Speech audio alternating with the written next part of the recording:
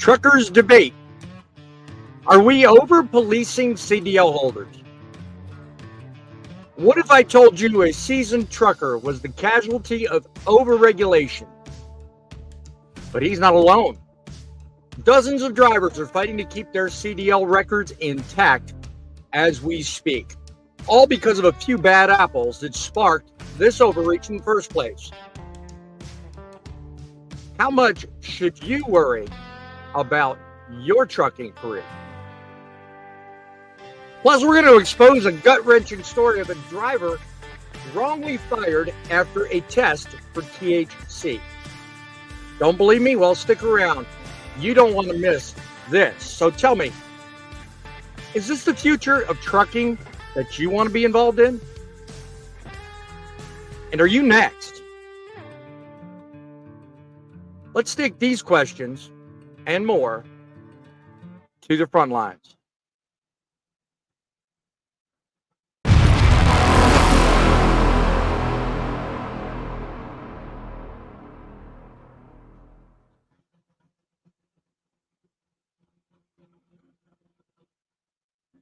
Howdy-ho, gentlemen and ladies. We are getting started. Late, but we are getting started. Not that I asked you for that. Thank you. That's only half of the problems I've had today. Welcome to a primetime edition of Frontlines. I've been fighting my computer most of the day doing updates. And, well, up to now, the updates have won. But we are here, and we are giving you a taste of what the Frontlines is all about. So let's get this show started. Shall we begin? YouTube's most unique news show has begun. The fastest growing YouTube channel, Truckin City News. And I am gonna beat him. The president telling Justin Trudeau to get tough. There was no information online. And the El Rushbo of Truckin News, Boss Man.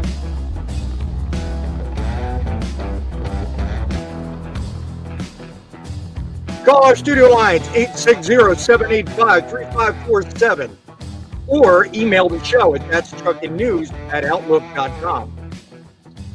We are the Frontline, broadcasting from inside Truckin City Mobile Studios, located currently in Jessup, Maryland, perfecting the art of broadcasting the truth at its finest. Your search for greatness ends here. Greetings, truck lovers, truth seekers, and visionaries from all across the heartland. We hold these truths to be self-evident. Those are the words spoken many years ago in a document we're all familiar with, but it's also being spoken by me, the founder of the Truth in Broadcasting Network.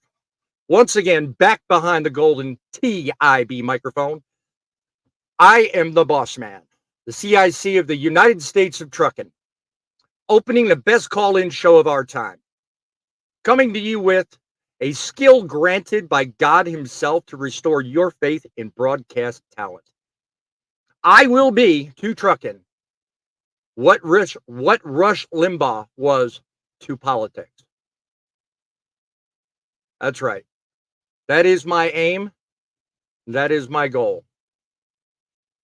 I, your host, single-handedly pointing out that we can make trucking great again.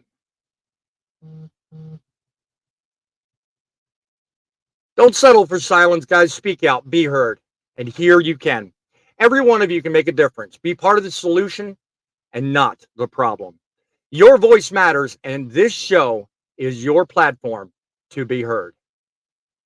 If you've got a question, if you've got an issue, if you'd like to be part of a movement that never ends, call the front lines today. 860-785-3547. Truckin' Frontlines is a show built by truckers for truckers. Remember, guys, viewer contributions are the backbone of this show and everything it stands for. Go forth, spread the word, tell your mom, tell your pop, tell your sister, and every brother in the trucking industry that you have found greatness once a year. Once again, truckincitymedia.com.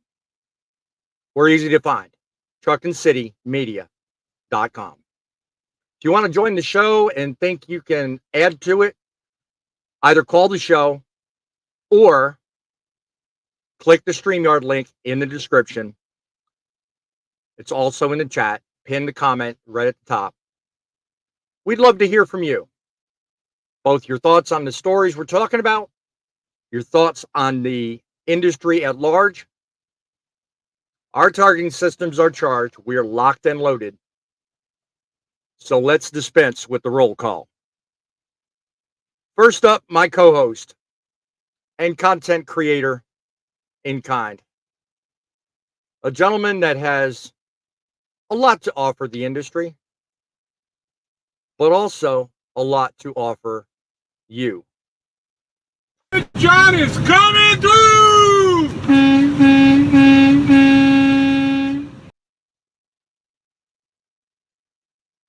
How's things hanging today, John? You doing good? Doing well, living the life, you know what I mean? I hear you. Trying to put a little dynamics into the entry for you guys and let them know what everything's all about. I mean, my eyes, you're more than just the average YouTuber. You are the guy that coined the phrase "truckers are people too."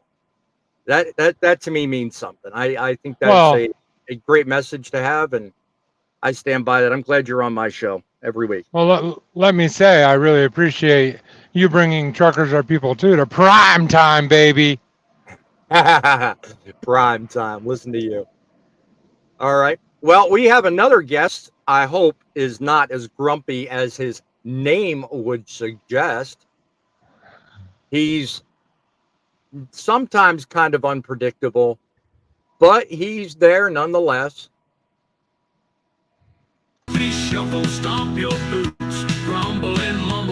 Grumpiest president is 100% your answer to make trucking great again.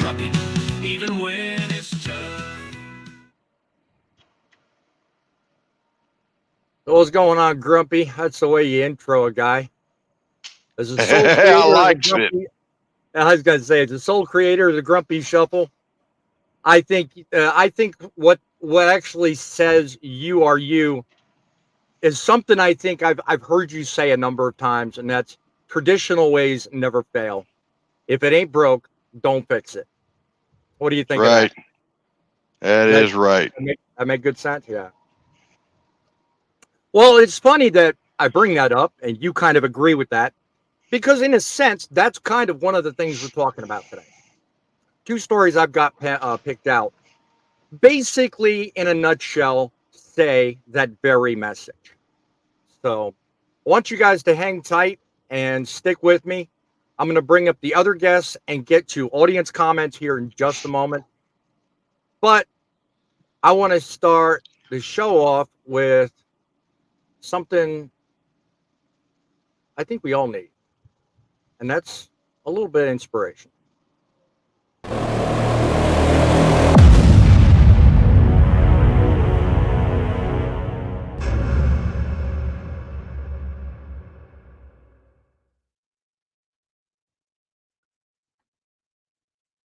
Yeah, inspiration. We could all use that.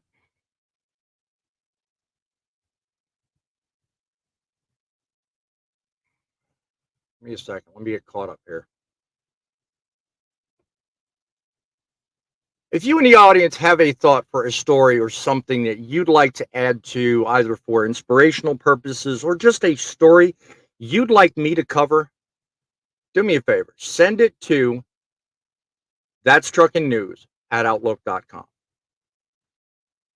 I have an open mind and I look for sources of inspiration and good stories that give you a perspective on what trucking's all about. Too often we face dilemmas head on. Like in the news a few days ago was a video kind of like, let me see, hang on one second. Yeah. Okay. I know where I wanted to go with this. You want to talk about facing dilemmas head on. Get a load of this. This fella's driving down the road, and out of nowhere, he sees something ahead of him. And last minute decides, uh-oh, how many 9 lives scenarios do you think that kid had? Let me tell you something. That was one lucky boy. Rumor has it he was a 10-year-old kid that almost didn't make it to 11. You know, Ronald Reagan once said, the future doesn't belong to the faint-hearted, it belongs to the brave. And let me tell you something. That child should be lucky there was a brave driver behind the wheel that day. That's what trucking is. You're driving down the road, next thing you know, boom, something happens. You've got to react. You've got to be really quick on the draw, and you've really got to know what to do. But you know what? That's not it. For inspirational purposes, I want you to think about it like this. Technology is supposed to help make lives easier, right? Tell me, why is it my GPS always picks the route with the most weight restrictions and low bridges? It's like playing a video game. And the stakes are real high. But you got to wonder, is it higher than the bridges? I don't think RTI knows that. Unfortunately, I think he found out the hard way. Look ahead, guys. It's not hard to see that 12-4 sign even in the picture. Come on now. Let's be real, folks. Once again, if you have an idea for a story and you'd like me to opine on and give me your thoughts, you could get whatever. Send me the story. That's truckinnews@outlook.com. That's truckinnews@outlook.com. Once again, our story starts. If you'd like to opine on the story and give us a call here, we'll certainly be more than happy to talk to you about our next story. 860-785-3547. Folks, let me tell you something. I want to talk about a story that's going to make your blood boil. 2019, a tragic accident. 7 bikers lose their lives in New Hampshire because of a truck driver. A foreigner with a name I can't pronounce, I won't even begin to try. His driving record spanned 6 states and included DUIs, drug violations, and the list goes on. But here's the kicker. None of these states communicated. The result? A flawed system that failed to pull his license before it was too late. Now, in response to this tragedy, Massachusetts decided to fix the problem. They implemented a lifetime look back on CDL holders. Instead of catching dangerous drivers, they've gone after folks with perfectly good records. And now he's suffering the consequences. Nearly 500 drivers got these exact notices right before school started, telling them their licenses were being revoked for decades-old violations. No due process, no hearings, no chance for fight. It's not federal law. It's Massachusetts trying to cover its own rear end by punishing law-abiding drivers. After a massive outcry from drivers, they put these revocations on hold, but not before the damage was already done. They implement these lifetime blocks, reviewing decades-old violations, putting everybody's life on hold. Drivers were given 1 week with this notice that they were given. No opportunity for hearings, no opportunity for appeals. The revocation just took place. One such story features a gentleman by the name of McCloskey. He faced losing his career for over violations that spanned 30 years old, one of which was dismissed, and the other where he was not even found guilty. Links to the story are in the description.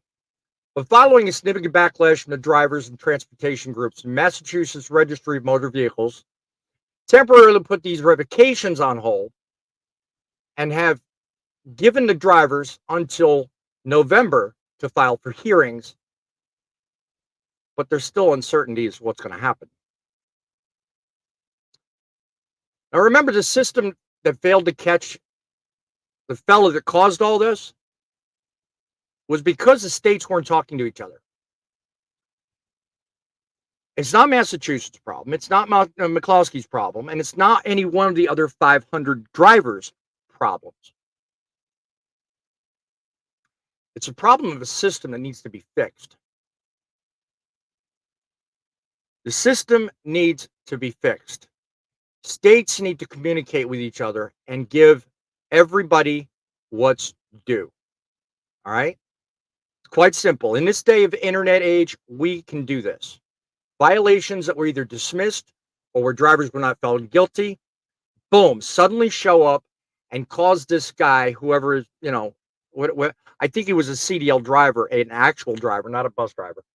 And he now all of a sudden has to go through this BS and can't drive until everything's cleared up. And this is what you have when bureaucrats have too much time on their hands. They didn't give these guys a chance for a hearing, nothing. Folks, we got to watch these agencies carefully. This could happen to any one of us. Let me know what you think of the story and those affected. Call us on our studio line at 860-785-3547. Send us an email, put a comment in the chat.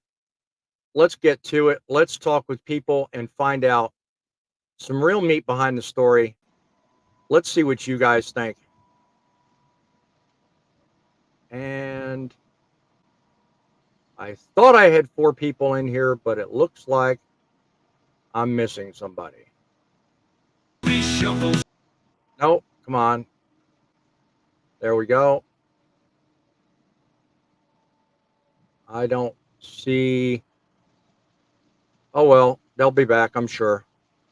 So, guys, what do you think? I mean, decades ago, you get cited, you get a ticket, you clear it up, and then all of a sudden, out of the blue, because some bureaucrat has some time on his hands and somebody barking his phone line up over an accident, they're going to suddenly change things, and now you have to account for something you cleared up 30 years ago.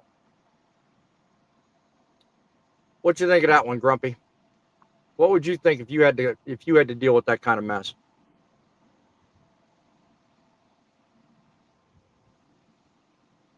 You better unmute yourself, my friend. Sorry. I have technical difficulties myself. I know. I said it would be completely a disaster and a chaos for a driver like myself. I mean, 24 years plus out here, and something like that happened. Yeah, it would be. I just can't imagine it.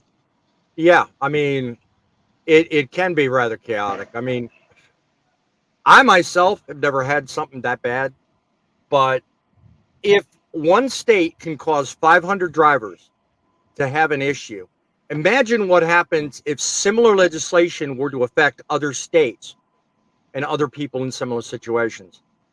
I mean, you're always one to think about stuff like that, John. I mean, would that kind of make your blood boil if you thought, well, Massachusetts, I mean, they're in the Northeast, they could easily affect others. You know, New York and California do it all the time. They pass a law, and the next thing you know, every other state in the union's got a similar law or similar legislation. What do you think? Yeah, that's how it works. They do one as a test state, and if it worked out well and they made money off of it, because let's be honest, that's what it's about, making money. And when one makes money off of it, then guess what? The next one's going to do it too. But the problem is, I like you started it talking about the Constitution. I'm going to go back there for a second. Good. Our justice system is all about you. If you end up putting 10 people in prison, you want 10 guilty people. So if you have to set 5 guilty people free to make sure that one innocent person doesn't get locked up, that's why our justice system was built the way it was. Now it's all manipulated and screwed up. But And this is a great example of that because you got people that have, already served their sentence or paid their fines, but now they're getting, re-adjudicated and put on the chopping block, basically killing their career over something that happened and was cleared up who knows how long, decades ago. That's Yeah, I just mean, wrong. That's just it wrong. is. And I It is. guarantee you, if that happened to me, I'm not a suing type, but there would be a lawsuit involved in that. You'd almost 100%. you'd almost have to. Because I mean, without a lawsuit, you can't clear up the wrongs for the future. I mean, you almost have to. You really have to in this day and age. And hopefully, I did not lose my internet by starting my truck, but it's getting a little warm in here. So, No, we got you. all right, good deal, good deal. Larry, what do you think? I mean, they've started something called Lifetime Look Back. Now, last time I thought anything about a previous driving record was in play, and comment in the chat if I'm wrong, correct me. I always thought that most companies and or the FMCSA look back usually a maximum of 7 to 10 years. So this whole business about Massachusetts even looking back further kind of sounds weird, doesn't it? I mean, have you ever heard of anything like that, Larry? I haven't heard of it, but then again, if it's done by state, how does that apply to us CDL holders when we're federally regulated, not state regulated? I was going to say, Your license is issued by the state. Well, yeah, our license is issued by the state, but our regulations are basically administered from the federal level. Mm-hmm. So everything in that J.J. Keller book is done by DOT and FMCSA. It's not, the state has this and another state has that. So one would think the argument would be in play for overreach just simply because of the fact that the FMCSA has no part of that look back thing. They're going back so darn far. Hell, the FMCSA wouldn't even catch it. Right. Well, Yeah. Go ahead, correct John. me if I'm wrong, but when you go for a company job, normally the standard is 3 or 5 years. It depends on the company, but they're like, did you have any of these problems in the last 3 years? Any of these problems in the last 5 years? They never go farther than that. Most people hiring drivers use Yeah. something very familiar with, and I'm sure everybody here is familiar with it, something called 10th Street. 10th Yep. Street is a data set collection for applications and administration of the hiring process for drivers. That is used by so many, and they only go back 7 years. Mm-hmm. That's it. They only require you fill in an employment gap or employment history for 7 years. And it was said on their app that that's what the FMCA requires. So I don't get this whole look back to begin with, going back further than 7 years, because it makes no sense. Most times if you have a violation of, any sorts on your driving record, don't even show up. So, I mean, that's what I have mostly the problem with. TJ Bull of the Woods giving us a good smile. Welcome to the show. Glad you could join us. Late as we are. Prime time as we are. Groove USMC, hello from Kansas City Metro. God bless you. Thanking you for joining us, even though we're out of our time slot. Good evening to Sassafras, the kid who is Ronald Reagan. The kid who asked who is Ronald. I get your answer. Yes. Talking about the kid in the news story. Get that.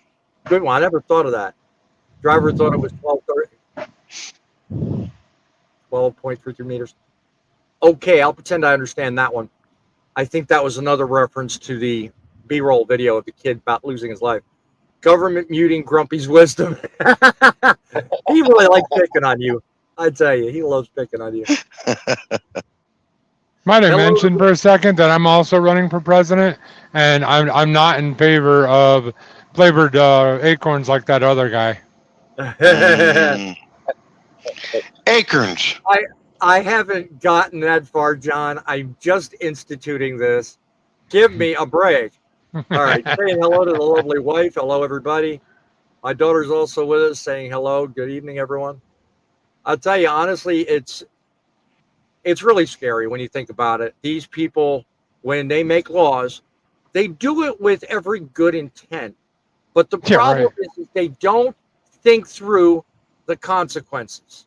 So, I mean, let me ask you a question. Should old violations, older than what we were talking about a minute ago, should they be off limits? I mean, everybody's got a different record. Everybody's got different problems. I mean, just off the board, if you've got a violation or a problem on your license, let's say it happened 15 years ago, what reason could you possibly think of that it would be important enough to actually be considered? Any one of the three of you can answer that. Put it in the comments. I'll take it. In the chat. Go ahead, Frank. Well, I'll be honest with you. As you were saying, 10 years is mostly what most companies that you hire in want for whatever you've done for 10 years. Right. And the factor of it is, if you've got somebody that's digging deeper than that, it better be something that's like a felony, like charges of stealing or theft or something that would pertain to the trucking industry, or something of manslaughter or something, which if that's there, it's going to show up whenever they pull your information on you anyhow, because they're going to find out if you've been a felon or a major misdemeanor. And if you didn't mention it, then you're automatically in trouble with that company that you're applying for because you lied on your application. Yep. Hey, can I turn a question back to you, boss man? You certainly may. What's your question? So in your little intro to that question, you just said that they pass laws with the mindset of trying to make good changes. Do you believe that, honestly? That would say depend on the law you're talking about. I mean, would you not consider that regulations that currently control how and what is done regarding drug testing, do you not consider that to be one of those, quote, laws that serve a good purpose? I'm not saying laws can't serve a good purpose, but I don't believe they pass laws for a good purpose. They pass laws because it makes somebody money. It's always about money. It's always about the greenbacks. And probably the drug thing is probably because they're in the pockets of, whatever. Probably. Whatever. I'm not going to hyper focus on drug laws, but you can't tell me every single law that dates back to 1776 after the signing of the Declaration of Independence. No. Recently. Okay. Well, recently. I have to be objective and I have to think across the board, and that's where that reference to that statement came. The way I opened this, I mean, and it's perfectly descriptive of the thumbnail I put up. If we're not careful and we don't talk and debate these issues, our rights are going to fly away just as quickly as the government lets us. Oh, wait. The same government that passes laws for good reasons? Do you have devil written inside of your truck tonight? Because you certainly are being advocate tonight. Well, and kind of to speak on that behalf, we have a lot of laws and regulations that date too far back that don't even pertain to nowadays, that need to be either removed completely or revised. Well, you know what? I can't argue that fact at all, because you know what? If midlife were here, we'd be the first one to say, oh, you want more? You like regulation? No, I don't think we have the right amount. I think we have too many. I gotta word this carefully. We have too many regulations, much to agree with you, Frank. Some of them are ridiculous and don't need to be here. But there are equally those that we do need. So, I mean, it's a balancing act, and we don't want to be just haphazardly deciding to just rewrite the book, because then we become the problem that Massachusetts just started, but in other areas. I mean, we need to be vigilant enough to know which laws are necessary, but we also need to not allow states and governments, localities to pass BS that just, makes our jobs more difficult. To answer your question, midlife, no, we don't need more regulations. We really do need to look at things real carefully, and I think this is just a clear example of one of those. I mean, last words there, Larry. You got anything to add to that? No. Oh, you're too simple. Man, I don't even know why you're here. I'm joking. Okay, no, Okay, seriously. Seriously, Larry. Here's a good question for you. There's actually one I forgot to ask. Do you think this kind of regulation will spread to other states? It's like I mentioned opening this whole story. If it does, how do you think it would impact? I mean, because consider this: one person has an accident, and then in the space of 3 years, actually no, almost 4 years. Now a state agency has come across with this look back thing and said, okay, if this happens, you've got to do this. I mean, if state of Tennessee did that to you, what would you? Well, I mean, how would you react? What would you think? Well, since I'm never home, I wouldn't know if I got a notice in the mail or not.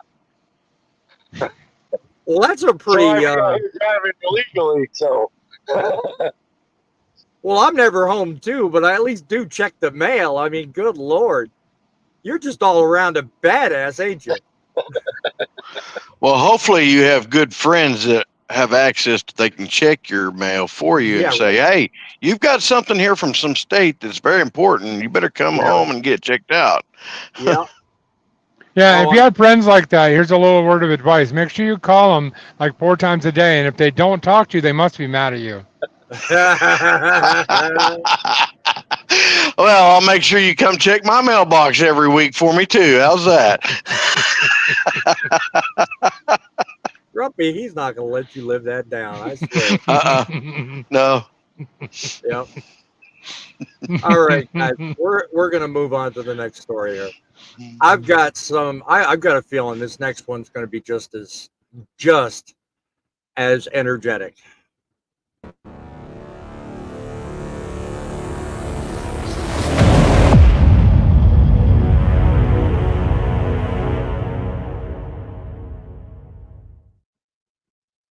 The Supreme Court will soon hear a case with a massive implication for truckers nationwide. Douglas Horn, an over-the-road truck driver, failed a drug test after using a product he believed to be THC free. Was fired from his job. Horn went to court and argued that the company behind the product, Dixie X, misled him, and now he's suing them under federal RICO statutes. His case was rejected by district court, but was revived on appeal and now faces an ultimate test before the highest court. We're heading into this one with our eyes open. We've been here before. We've talked about this very issue, and it usually gets charged and very passionate.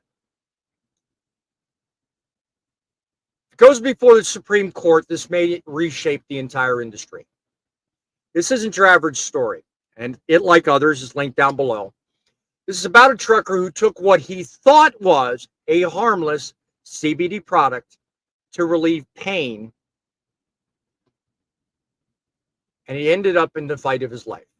We're talking about Supreme Court case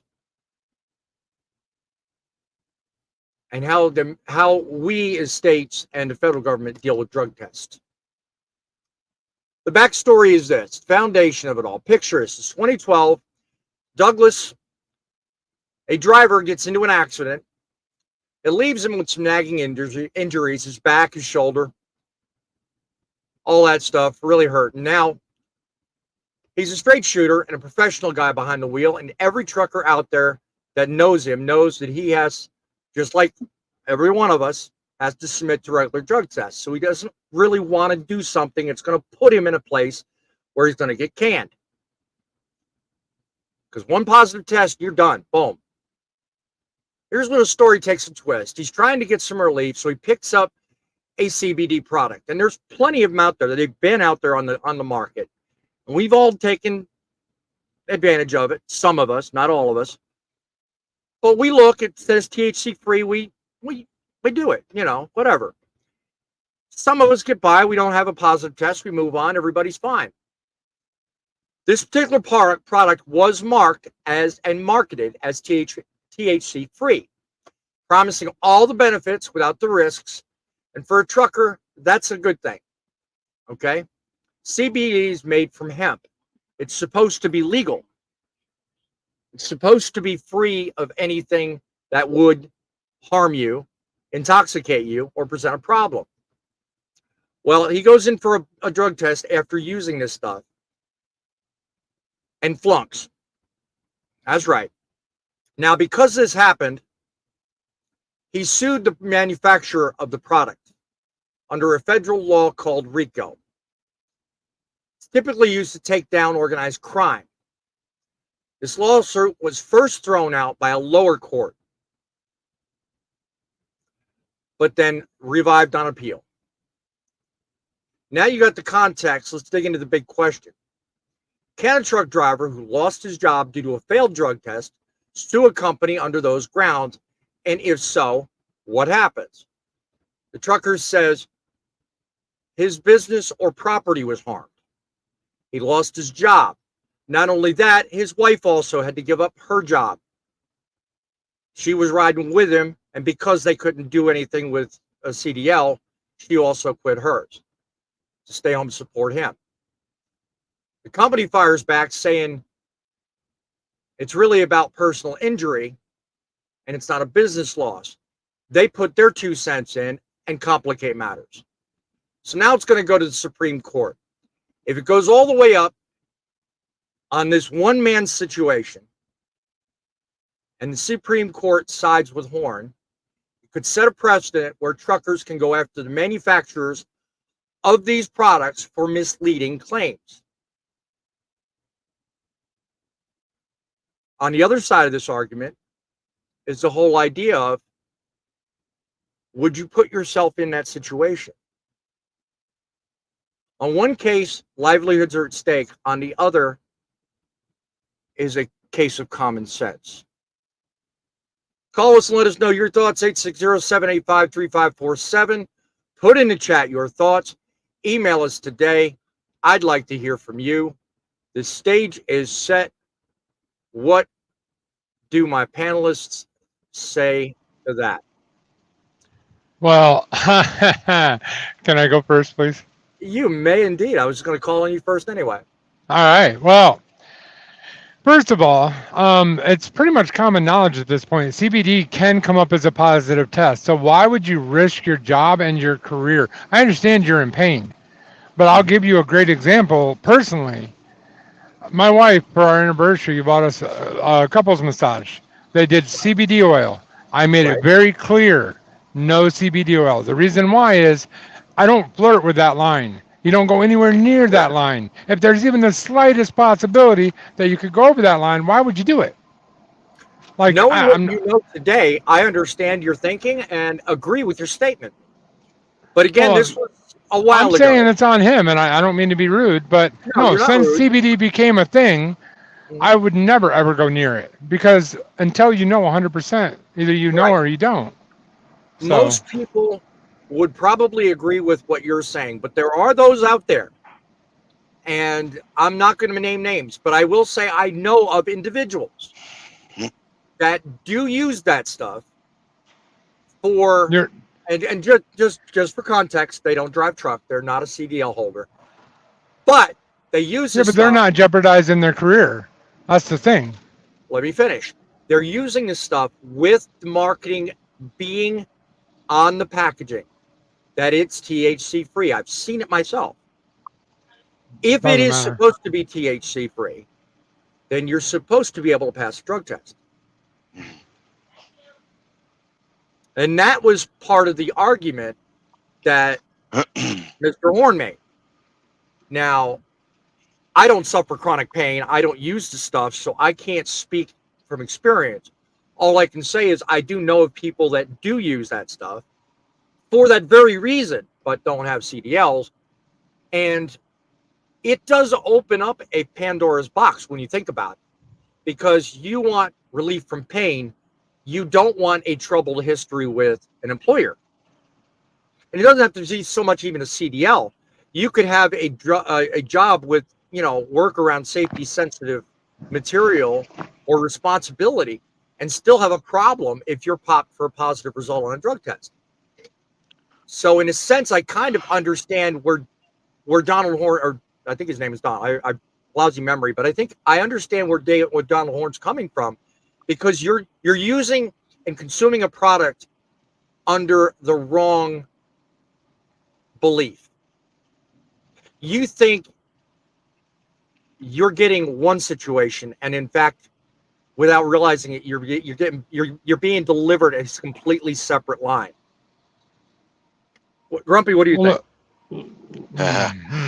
Go ahead, John, quickly, and Thank I'll you. take over. Thank you. Oh, let me put a twist on that then, because as truck drivers, we're responsible for what goes in our body, no matter what the packaging says. So if I walk up to a truck driver and I say, here's a Coke, and they drink the Coke and it's Coke and rum, and then they go out and get in an accident, it's on them. Probably on me too, but it's on them, because you're responsible for what goes into your body. I don't care what the packaging says. Well, now I'm going to start sounding like you, because if somebody hands me a drink in an open parking lot, or even in a bar, or even I'm not taking it. If I don't know where that damn thing comes from, I ain't taking it. Well, Same my thing point with is, product. my point is, when you get something, whether it's from a company or a person, you're responsible for what you're putting in your body. What stops you from taking Tylenol? You take Tylenol because you know it's not narcotic. As somebody that's had chronic pain, Tylenol and ibuprofen do absolutely nothing for you. So I understand the dilemma there. I don't really suffer from it anymore, but I used to. For a lot of years, my back was the problem. But you're still responsible. It still falls on you. Right. All I'm trying to do, John, is paint a picture. You take Tylenol because you know it's not going to put you in a situation where you're going to have to either fight for your life or possibly kill someone. Tylenol's safe. It's marketed that way. It's made that way. You understand it. You see it. You know it. It's advertised that way. And for all I know, and I can't speak for Donald, and I can't speak for the others I mentioned earlier, maybe this product that they were using was prescribed by a doctor. Maybe it wasn't. I don't know. Maybe it was marketed in a way that said, you won't have a problem. I don't know. But if you can take Tylenol and you believe this product to be safe, there should be no difference. Well, but, I mean, by that thinking, O'Doul's, which is an alcohol-free beer, advertises that it's alcohol-free. But actually, if you read it, it's not alcohol-free. If you drink enough of it, it would be enough. It'd be you have to drink a lot. 1% by volume. Yep. Yeah. It goes without saying. But they market it as alcohol-free. Right. Yes. Now, here's what all I'm trying to do by presenting the story is play devil's advocate. I'm being objective like a broadcaster should be. Yes. But now, I'm not going at you. Oh, I know. I get that. I get that. The platform is you guys. I mean, those in the audience, everybody has their part to play in this. Go ahead, Frank. I'd like to get some people commenting here, but I'm going to tell you right now. First things first. Anything, most common sense of anybody growing up, anything that has to do with hemp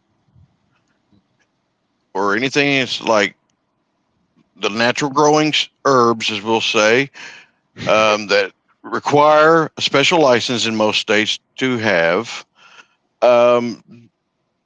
You don't touch it if you're one to be prone to having a UA done at any time.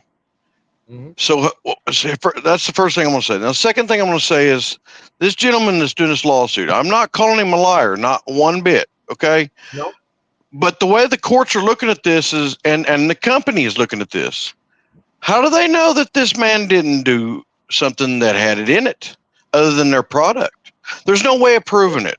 So therefore, it's going to be thrown from them. It's probably going to be thrown out again. If he gets anything, kudos for the gentleman. But I really doubt he's going to get anything if he gets much of it all. But I also say, when I worked for other companies, when that stuff first came out on the market, the very first time, it was called they were refining it, but it wasn't getting enough of the THC out of it. Therefore, there was still that small amount, just like John brought the example of the O-duals. There was a small amount. Now, in low doses, if you used it like for cream or something on you, and you didn't use a lot of it very often, you may not pop for a UA, and get in trouble. But if this gentleman was using a lot of it, he's going to wind up having a bunch of it in his blood system, his hair system, and all that, and it's going to add up, and it's going to build up a toxin in his body. So, yeah, I'm telling you right now, as us drivers, CBD is a no-no.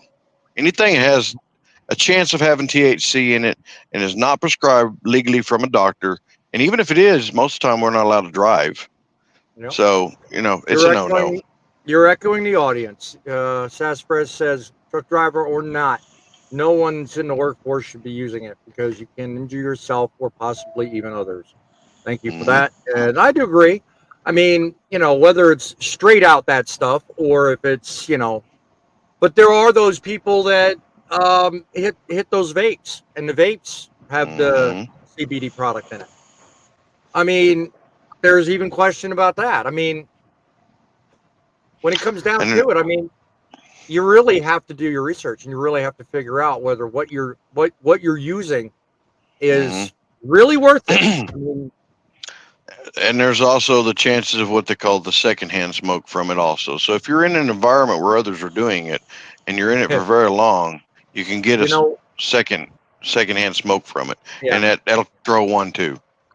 You know how many arguments I've had with people close to me about that secondhand smoke thing? I'll tell you what. I mean, yeah, you're right. It's possible, but the chances. Why put yourself in jeopardy if you don't have to? Yeah. Good point. Good point. If animals get a response from it, which is a proven fact from it being exhaled from the mouth of a human being after they inhaled it, yeah, you tell me. It was a scientific fact. Good point. Good point. Let me ask you this. We had the discussion not long ago about, as I recall, the discussion was changes in drug testing policies. Does anybody want to rethink that now? Because stuff like this, I mean, think about it. Stuff like this is harder and harder to detect. And it wasn't long ago that they were trying to push out the oral swabbing and put in more, I think it was mandatory blood tests or blood draws. I mean, how do you think this will affect it? If this goes through and actually has a positive result in the Supreme Court, what do you think would happen? I don't think that changes anything. No. Really? Because they're going to make more money off. Yeah, the reason why I don't think it'll change the industry is because it's a one guy's lawsuit that he didn't think it had THC in it, but it obviously did. So he wins that. But does that change the fact that we can have either? No, it doesn't. No, what I'm saying would be changed would be the testing requirements. Because like I said, not long ago, they were trying to get rid of the oral because the oral picked up on too many false positives. And they wanted to institute different measures to get rid of that oral testing. In your mouth oral swab testing. They wanted to get rid of it because it picked up too many false positives. Honestly, I think a lot of people were probably getting popped for stuff like this. But that being aside, one person, one case can set a precedent for everything going forward. And that's all it would take. If this RICO charge goes through or this RICO lawsuit goes through and they approve it, uphold it, and, keep it going, it could set a precedent. And that's the only reason I ask. Because, Texas won. You said so yourself. And that would change things. Because if one person can sue a company for misleading marketing, which is part of the RICO thing, and they win something from it. And think about how that would change things. I mean, it doesn't change. People are going to still use this stuff, but again, it only takes one. You set a precedent, moving forward, boom. What do you got, Larry? Look what happened with McDonald's. One person spilled a cup of coffee on someone. You really had to go there. Good point, though. It takes one person. That's right. That's right. Good point, though. Good point. Yeah, but did it change the policy of coffee drinking forever? No. It put a label on your cup. Put caution hot on the cup. Right. Well, here's the thing. So what are they going to do? Just tell truck drivers they can't have CBD, which they shouldn't be doing anyway, because it is a common problem. CBD coming up positive. Drug policy now. Exactly. This company does that I drive for. Yeah. Is that the kind of? There's a whole 3-page book of stuff you can't take out here. Really? Okay. You see, I've never been exposed to that kind of thing. Nobody's ever said don't, do. You know, that kind.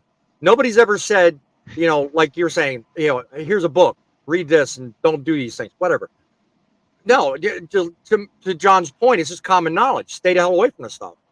You know, the fact that this guy got into it. In other words, my company made a book because somebody got too many people got caught when that CB stuff first came out.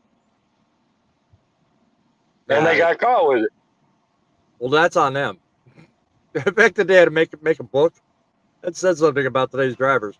You all say it takes one person to ruin it for everybody else. It does. And we got a lot of laws to demonstrate that. So I mean, are we just bringing in not smart drivers anymore? Different show, Larry. Different show. Well, it's the age-old question: is it the standards or the training? There you go. There you go.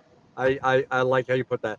Some people will claim that they can control it and not overdo it, but to be honest, once you take that first hit, it's hard to stop, even if you've been doing it for years.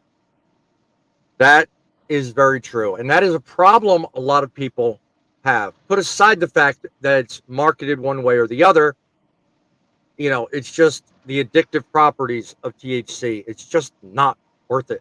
I mean, this is my personal feelings coming out, which I try not to do as a broadcaster.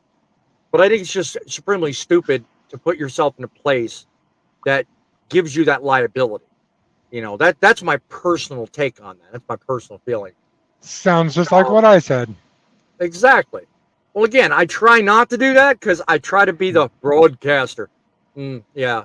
Sorry, guys. Can't be that, you know, that light switch at the end of the day. Sometimes. Well, you go ahead and be the broadcaster. I'll say it. I'm not afraid. You like being the bad guy. I sometimes think you get a thrill out of it. All right, so one final question. Do we think that the FMCSA needs to do more, or do you think they're overdoing it already when it comes to putting down restrictions that protect us from this kind of stuff again? I mean, think about it. We got that J.J. Keller book. We got this huge mess. We already went through the discussion not long ago. And no, midlife, I'm not advocating for more regulations, but think about it. They have their hand in everything else. You don't hear a whole lot about this kind of thing. So, what are your thoughts? Well, the last thing I heard is they were trying to soften the blow to make the stuff we're talking about more legal. So, for truck drivers. So, you know, I don't see where this helps that at all. This wouldn't, obviously, no. And what do you mean by soften the blow? I'm not, because you could be referring to two different things, John. I don't know which one. Yeah, seriously. Okay. The stuff you roll and buy from the guy in the corner or the dispensary down the street and then drive a semi. No, they're trying to soften the texture of it to society to make it okay for truck drivers. They've been trying to do that. They're changing the level of it. It's not going to be. It's like when you watch a violent movie. At the beginning, when it's really violent, you're like, oh my gosh. But by the end, you become so desensitized to it that you don't even realize how violent it is. Same thing here. They're desensitizing the general public to it so that eventually they're going to make it so the truckers can do it too. I think I asked the right question here. I was thinking you were going in a different direction. So what you're talking about is this Schedule 1, Schedule 3 argument that they were talking about. Is that what you're talking about? Yes. Okay. See, I thought you were going in a different direction. So I guess I did ask the right question. You know, I'm on the side of if it works, don't fix it. Sound familiar, Frank? Because as I started to show out, currently, yes, that's the way it is. The way the laws are regarding this stuff anyway. The laws are in place and I think do an adequate job. And to your point, John, I don't know if they're trying to soften it or change it to make it easier. Desensitize. Yeah, they are. Well, yeah, maybe you're right, and maybe they are. But again, I go back to what I said a minute ago. If it ain't broke, don't fix it. Well, let me ask you a question along those lines, okay? I get what you're saying, but as human beings, we do it all the time. Trucking, YouTube, and in life. If you got something that's working, like let's say you're making great videos and people are watching and subscribing and viewing like crazy, right? Mm-hmm. What do? Well, you don't keep making the same videos, you change them. Why? Because that's our nature. Yeah. But you should just keep them the same. Same in trucking. Trucking worked well for a lot of years. Now they're changing all this different stuff, new regulations, new hours of service, all these other different things. Some of them are good things, don't get me wrong. I don't know if you're making an argument for consistency or improvement. You kind of lost me there for a second. Consistency. If you have something that's working, you always try to redo the what's working, whether it's in trucking or not. The problem is human nature wants to improve upon something that's working, and it always takes it the wrong direction. So there must be something broken with it, or they wouldn't be trying to fix it, right? No. Let me ask you a question. Let me ask you a question. If you could have $100 and someone said, if you just do this, I'll give you $101. You do it, right? Well, guess what? You're trying to pick something that's, and guess what? It's not going to work. Just keep making your $100. Stop trying to change it. It's the same with what we're talking about right now. That's the whole idea. If it ain't broke, don't fix it. Poet giving us his 2 cents. He said they're going in way over with their mandates. Appreciate your 2 cents on that, Poet. Just wanted to slide that in there as well. Well, I mean, my personal, and again, I try not to get personal. My personal stake in this is just as I said earlier. If it ain't broke, don't fix it. And to your point a minute ago, John, consistency always wins the day. You can't go wrong with consistency. But as humans, we always want to improve upon even things that work. That's the problem. Can that be a good thing or bad thing? Well, you tell me by what we're talking about. If it's working and you try to improve it, there's a chance that you don't improve it, which makes it worse. So is it working or not working? I'm going to add to that. Go ahead, Frank. As we've seen, if you look back in history, for some reason, history has a way of repeating itself some way, somehow. May not be exact, but some way, somehow it repeats itself. Therefore, hopefully by the time it repeats, somebody's learned from the past and said, we can't do that this time, or we're going to change it. You know that funny argument about history repeating itself? It is. It always is. It always does, and that's just part of learning. Guys, we're going to call it here on this one. I want you to constantly look here at the right times, assuming my computer doesn't give me fits.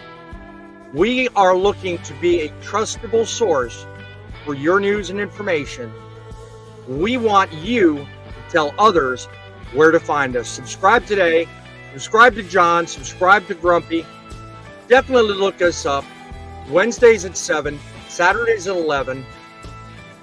current topic notwithstanding, we do make you think about trucking in a whole different way, because we want to make trucking great again. Don't forget, guys, while you're on the roads, remember, it's the trucks that make the deliveries, but it's you that make the difference. Till next week, just do your best. Keep the faith. Keep between the lines. And keep it rolling.